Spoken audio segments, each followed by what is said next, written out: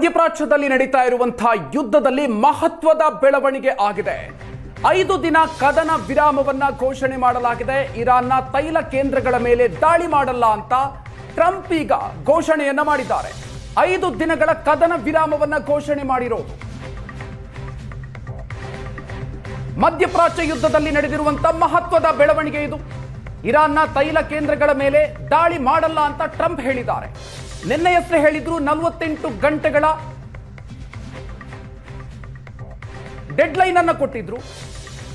ಈಗ ಮಹತ್ವದ ಬೆಳವಣಿಗೆ ಆಗಿದೆ. ಇರಾನ್ ಮತ್ತು ಅಮೆರಿಕ ಮಧ್ಯೆ ಮಾತುಕತೆ ಆಗ್ತಾ ಇದೆ ಅಂತ ಟ್ರಂಪ್ ಹೇಳಿದ್ದಾರೆ. ಇರಾನ್ನ ವಿದ್ಯುತ್ ಘಟಕಗಳು ಮತ್ತು ತೈಲ ಘಟಕದ ಮೇಲೆ ದಾಳಿ ಮಾಡೋದಿಲ್ಲ ಅನ್ನುವಂಥ ಮಾತನ್ನು ಕೂಡ ಈ ಸಂದರ್ಭದಲ್ಲಿ ಡೊನಾಲ್ಡ್ ಟ್ರಂಪ್ ಹೇಳಿದ್ದಾರೆ. ಹಾಗಾದ್ರೆ ಅಮೆರಿಕ ಈ ಒಂದು ಯುದ್ಧದಲ್ಲಿ ಶರಣಾಯ್ತ. ಹಾಗಾದ್ರೆ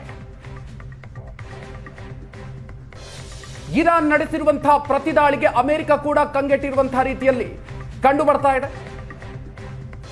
ಮಧ್ಯಪ್ರಾಚ್ಯ ಯುದ್ಧದಲ್ಲಿ ಇದೀಗ ನಡೆದಿರುವಂತಹ ಮಹಾ ಬೆಳವಣಿಗೆ ಇದು. ನಿನ್ನೆಯಷ್ಟೇ ಇರಾನ್ನ ಪ್ರಮುಖ ವಿದ್ಯುತ್ ಘಟಕಗಳನ್ನು ಗುರಿಯಾಗಿಸಿಕೊಂಡು ದಾಳಿಯನ್ನ ಮಾಡ್ತೀವಿ, ಹೋರ್ಮುಜ್ ಜಲಸಂಧಿಯನ್ನ ಮುಕ್ತ ಮಾಡದೇ ಇದ್ರೆ ದಾಳಿಯನ್ನ ನಡೆಸ್ತೀವಿ ಅನ್ನುವಂತಹ ಮಾತನ್ನ ಹೇಳಿದ್ರು. 48 ಗಂಟೆಗಳ ಡೆಡ್ಲೈನ್ ಅನ್ನು ಕೊಟ್ಟಿದ್ರು ಇರಾನ್ಗೆ. 24 ಗಂಟೆ ಆಗಿದೆ ಈಗ. ಸೊ ಈಗ ಡೊನಾಲ್ಡ್ ಟ್ರಂಪ್ ಉಲ್ಟಾ ಹೊಡೆದಿದ್ದಾರೆ. 5 ದಿನಗಳ ಕಾಲ ಕದನ ವಿರಾಮ ಅನ್ನುವಂಥ ಮಾತನ್ನ ಹೇಳಿದ್ದಾರೆ. ಮಾತುಕತೆ ನಡೀತಾ ಇದೆ ಇರಾನ್ ಜೊತೆಗೆ, ಫಲಪ್ರದ ಆಗುವಂತಹ ಸಾಧ್ಯತೆ ಇದೆ ಅನ್ನುವಂಥ ಮಾತನ್ನ ಹೇಳಿದ್ದಾರೆ. ಮಾತುಕತೆ ಫಲಪ್ರದವಾಗುವ ಆಧಾರದ ಮೇಲೆ ಮುಂದಿನ ದಾಳಿಯ ನಿರ್ಧಾರ. ಅಮೆರಿಕ ಮತ್ತು ಇರಾನ್ ಮಧ್ಯೆ ರಚನಾತ್ಮಕ ದಾಳಿ ಮಾತುಕತೆ ನಡೀತಾ ಇದೆ. ಮಾತುಕತೆ ಫಲಪ್ರದವಾದ್ರೆ ಅದರ ಆಧಾರದ ಮೇಲೆ ಮುಂದಿನ ನಿರ್ಧಾರ. ಡೊನಾಲ್ಡ್ ಟ್ರಂಪ್ ಮಾಡಿರುವಂತಹ ಪೋಸ್ಟ್ ಅನ್ನು ನೀವು ನೋಡ್ತಾ ಇದ್ದೀರಿ.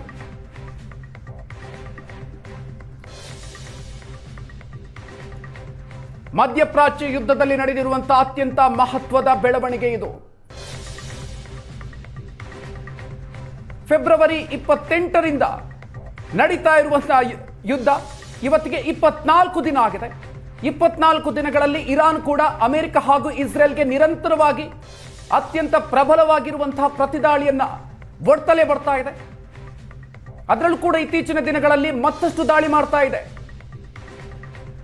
ಅಮೆರಿಕದ ಸೇನಾ ನೆಲೆಗಳು, ಮಧ್ಯಪ್ರಾಚ್ಯದಲ್ಲಿರುವಂತಹ ಅಮೆರಿಕದ ಸೇನಾ ನೆಲೆಗಳು ಹಾಗೂ ಇಸ್ರೇಲ್ನ ಅಣ್ವಸ್ತ್ರ ಕೇಂದ್ರಗಳನ್ನು ಕೂಡ ಗುರಿಯಾಗಿಸಿಕೊಂಡು ಇರಾನ್ ದಾಳಿಯನ್ನು ನಡೆಸಿತ್ತು. ಇರಾನ್ನ ಹಲವು ಕ್ಷಿಪಣಿಗಳು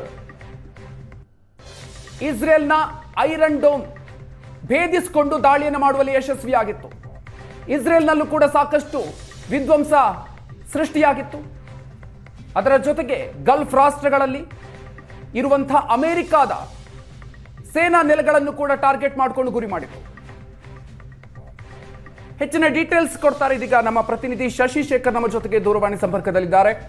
ಶಶಿ, ಇದೀಗ 24 ದಿನಗಳಲ್ಲಿ ಅತ್ಯಂತ ಮಹತ್ವದ ಬೆಳವಣಿಗೆ ಆಗಿರೋದು. 24ನೇ ದಿನದಲ್ಲಿ ಡೊನಾಲ್ಡ್ ಟ್ರಂಪ್ ಮಾಡಿರುವಂತಹ ಈ ಒಂದು ಘೋಷಣೆಯಲ್ಲಿ ಏನಿದೆ, ಯಾವ ರೀತಿಯಾಗಿ ಮಾತುಕತೆಗೆ ಸಂಬಂಧಪಟ್ಟಂತೆ ಏನೆಲ್ಲ ಡೀಟೇಲ್ಸ್ ಇದೆ? ಮಧುಕರ್, ಫೆಬ್ರವರಿ 28ಕ್ಕೆ ಆರಂಭವಾದಂತಹ ಯುದ್ಧ ಯಾವಾಗ ನಿಲ್ಲಬಹುದು ಅನ್ನುವುದರ ಬಗ್ಗೆ ಯಾವುದೇ ಸೂಚನೆಗಳಿರಲಿಲ್ಲ. ಒಂದು ಬಾರಿ ಮಾತುಕತೆಗೆ ಇರಾನ್ ಸಿದ್ಧ ಅಂದಾಗ ಅಮೆರಿಕ ಸಿದ್ಧ ಇಲ್ಲ ಅನ್ನುವಂತಹ ಹೇಳಿಕೆಯನ್ನ ಟ್ರಂಪ್ ಕೊಡ್ತಾ ಇದ್ರು.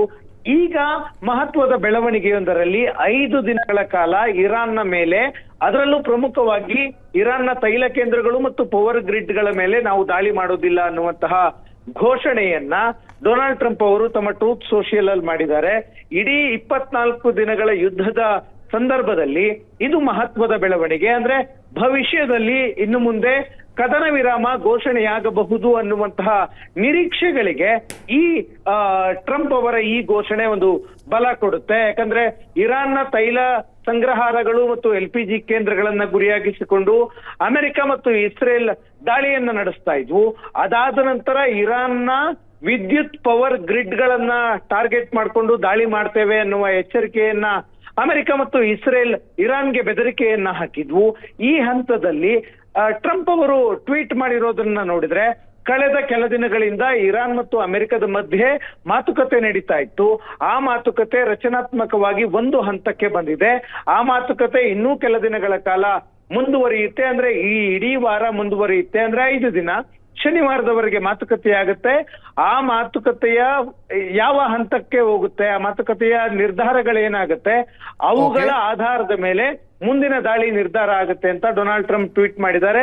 ಟ್ರಂಪ್ ದಾಳಿ ಮಾಡೋದಿಲ್ಲ, ಅಮೆರಿಕ ದಾಳಿ ಮಾಡೋದಿಲ್ಲ ಅಂತ ಅಂದ್ರೆ ಸಹಜವಾಗಿ ಇಸ್ರೇಲ್ ಕೂಡ ಇರಾನ್ನ ತೈಲ ಕೇಂದ್ರಗಳು ಮತ್ತು ವಿದ್ಯುತ್ ಗ್ರಿಡ್ಗಳ ಮೇಲೆ ದಾಳಿ ಮಾಡೋದಿಲ್ಲ ಅನ್ನೋದು ಸ್ಪಷ್ಟ ಆಗುತ್ತೆ. ಅಂದ್ರೆ ಯುದ್ಧ ನಿಲ್ಲಬಹುದು ಅನ್ನುವಂತಹ ಒಂದು ಮುನ್ಸೂಚನೆ 24 ದಿನಗಳ ನಂತರ ಬಂದಿದೆ. Madhukar, thank you Shashi ಡೀಟೇಲ್ಸ್ಗೆ.